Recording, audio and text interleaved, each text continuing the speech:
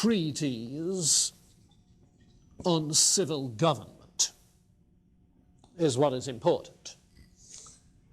The second treatise on civil government. His first was a response to other political views of the day. The second is his own constructive proposal.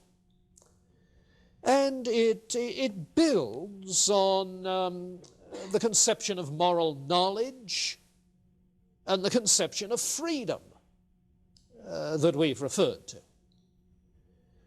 You can see that when you notice that he distinguishes between the state of nature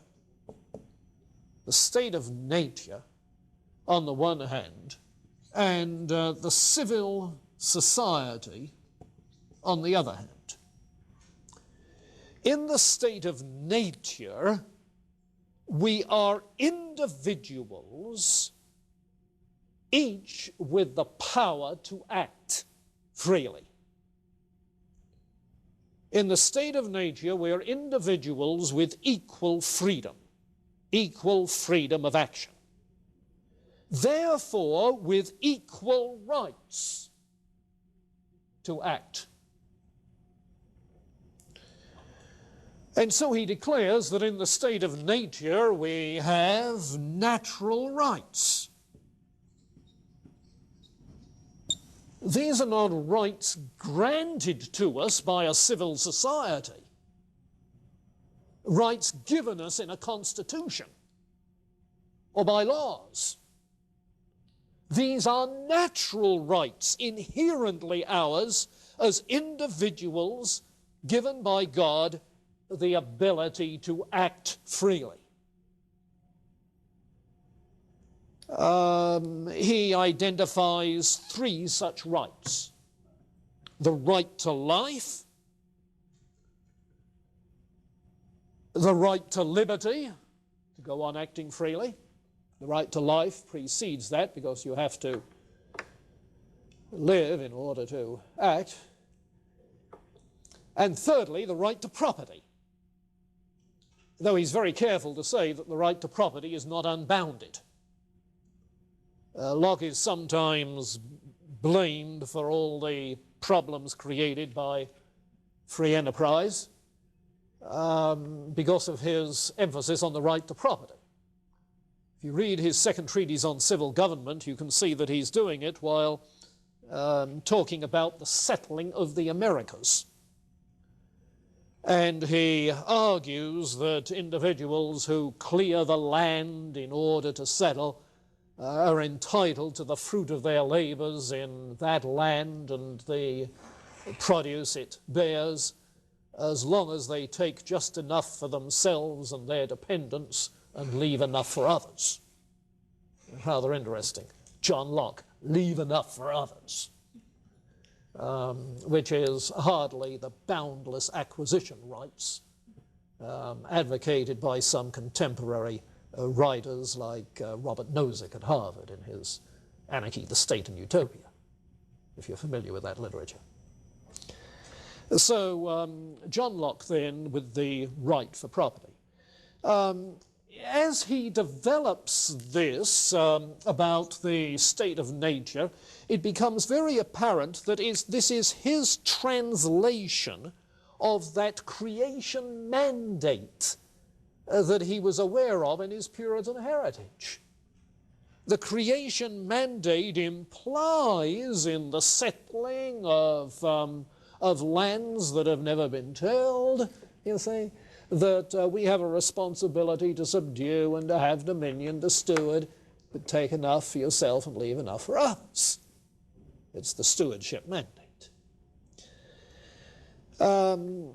All right, so what he has then is a theory of natural rights, a kind of natural law, okay, a kind of natural law that I think is more in the Stoic tradition, what is appropriate to rational beings, rather than in the Thomistic tradition, where you have a teleology and certain natural inclinations and so on and so forth. Now, the point is that in the state of nature, then, we have these rights. To have a right is also to have the right to assert and defend those rights, to resist attempts to take away those rights. So in the state of nature, there is the right to resist violent attack against one's life. There is to resist attempts to take away one's liberty and enslave you. And there is the right to resist attempts to take away your property, to resist the thief. And it's in this context, therefore, that he talks about just of God-given rights. The civil society grows out of this need. The civil society is a contractual arrangement. A contractual arrangement in which our lives together are brought under the rule of reason in order to preserve and to enhance our natural rights, in order to provide for justice, in order to ensure that people's needs are met so that they can exercise their rights properly. Now, the civil society then embraces all sorts of contractual relationships. It includes marriage, which he sees as a contractual relationship brought under the rule of reason. It includes the master-servant relationship,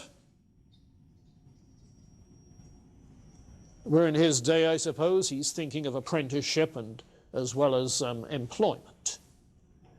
And it includes as well the body politic government, as we think of it now. These are all contractual relationships.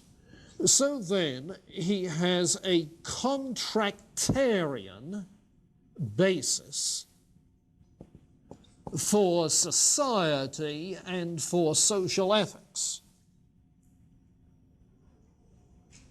A contractarian basis for government. Vastly different, obviously, than feudal monarch rights, divine right of kings, but a very different kind of contractarian arrangement than what you get in Thomas Hobbes, where it's out of fear for your life that you surrender all your rights. In Locke, it's not a matter of surrendering rights to the monarch. It's a matter of the monarch working to preserve and enhance those rights. It's a very different kind of arrangement.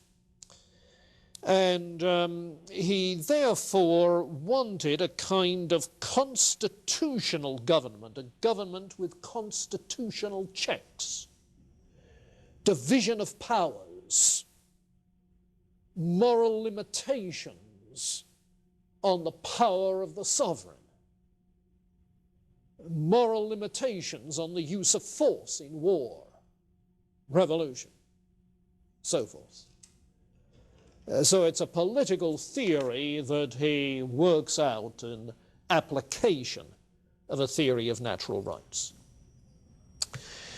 Well, that's as far as I think we need to go then on Locke. Do you see how it hangs together? The continuity of the thing? Ryan? I question how he compatibilizes his understanding of a revealed morality with this conceptualism. I mean, it seems that if there's a revealed morality, that it has to exist outside of our own minds, in a sense, Yes. ideas of that morality. Yes. The question, though, is what are our ideas of morality ideas of? Now, you see, for the old medieval realism about universals, your ideas of morality are ideas of real universals, metaphysical entities that are either at work in nature or transcendent in some Platonic sense. For a conceptualist, your ideas, your concepts, can be ideas of God's ideas. Get it? But wouldn't they then be real and outside of Oh, no, but ideas are not real in the sense that real universals are real. You see. The conceptualist grants that God has ideas. God has general concepts, universal concepts in that sense, you see.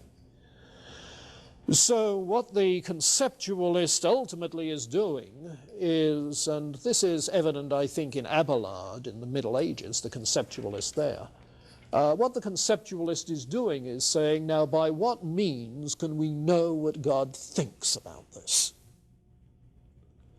So Locke's means of moral knowledge become really three ways where we can, whereby we can gain some idea of what God thinks about human morality, what it should be. One is by deduction from what it means to be a rational being. God made us rational beings. What does that imply? Another is from experience in the course of life. God made life to function this way. What do we learn in the course of life, you see? Sort of a common moral law that becomes evident. And then the third is revelation. These are three ways in which we can get some idea of what God thinks. He's very plain that the empirical way, learning from experience, gives only some degree of probability. The surest of the three is revelation. So I don't think there's any incompatibility between a conceptualist and one who says we can know what God thinks. All a conceptualist is denying is that there are independently real forms, universals in the Greek sense. So, like, what about Augustine in that sense? I mean, yeah. Didn't you say that he thought that they were ideas in the mind of God? Yeah, but they are also real principles at work in nature, the rationes seminales. You see, the eternal, the rationes aeternae, the eternal forms in the mind of God are God's preconceptions. But the rationes in nature are forms. You see? Yeah, so Augustine's a realist. Aquinas likewise for the same reason. David? I was afraid to ask this about Aquinas because when I was reading Locke, I don't know why, but like Aquinas kept popping into my head. Yes. I was wondering, Yeah. are they like totally different or similar? Well, you see, I just said that Aquinas is a realist. Yeah, a moderate kind of realist about universals. Because he thinks there are universal principles of a real sort, you see, involved in being an individual, being a human,